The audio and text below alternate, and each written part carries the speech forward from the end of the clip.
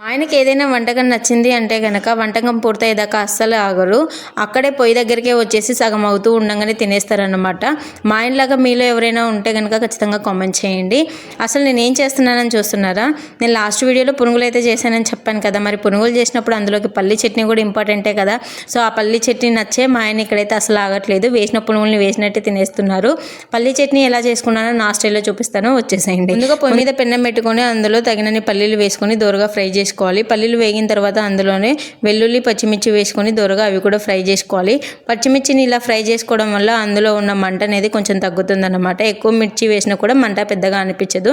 దాని తర్వాత పప్పులు వేసుకొని అవి కూడా దోరగా ఫ్రై చేసుకోవాలి.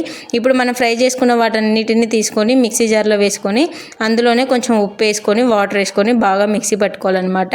మీకు ఎక్కువగా జోరుగా కావాలి అనుకుంటే కనుక కొంచెం వాటర్ ఎక్కువ వేసుకోండి, లేదంటే గట్టిగా ఉన్నా కూడా టేస్ట్ అయితే చాలా బాగుంటుంది.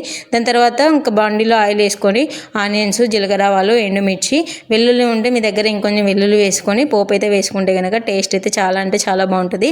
ఎప్పుడు చేసే విధంగా కాకుండా నా స్టైల్లో ఒక్కసారి ట్రై చేసి మీకు ఎలా వచ్చిందనేది కామెంట్ చేయండి.